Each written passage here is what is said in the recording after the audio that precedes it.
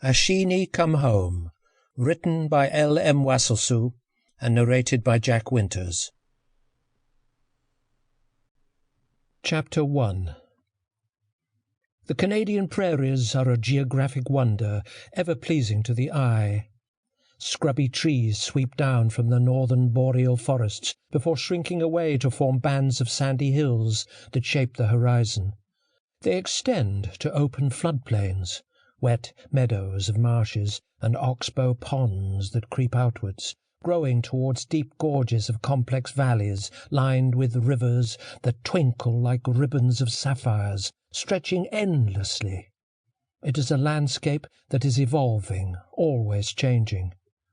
Amongst that beauty are intricacies, minute complexities that go deeper than what appears to be on the surface, emitting what might be a whisper or a growl, warnings of what is yet to come.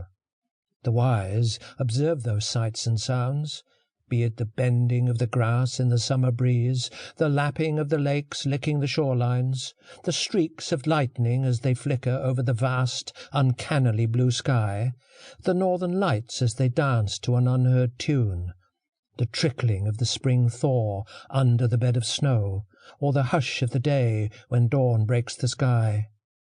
Wise men listen closely for any and all signs, for it might reflect a warning of what is yet to come. A tornado, an earthquake, a flood, or a new so-called civilization coming to steal their lands. From early times, the first people abided by the weather and lived under the sky, honing those skills long learned before making the crossing over the land bridge between Russia and Alaska, ever watching, scanning the horizon for changes and warnings, be it rain, wind, sleet, or hail.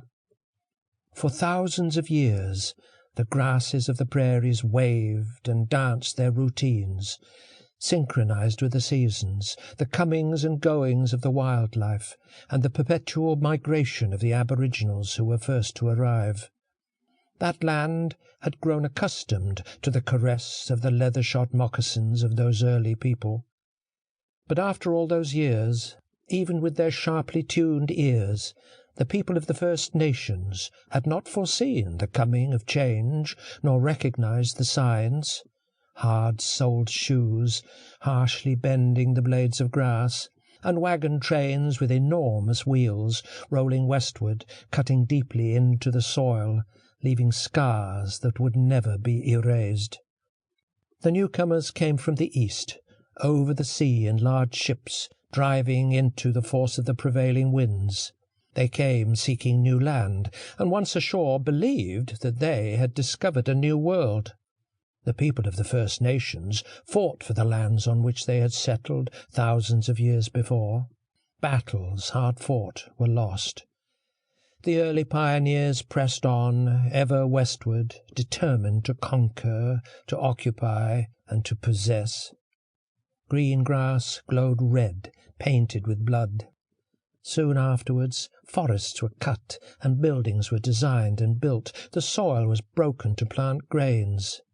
And always was the drive to push the indigenous people back, further back, robbing them of their lands, isolating them, and preventing them from following their nomadic existence.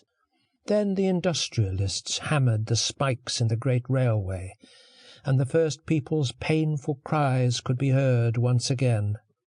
The lands would be forever changed. The white men were there to stay. Was it done for the sake of the aboriginals, whose lifestyle once intermingled with that of nature, or was it done for the sake of the plains?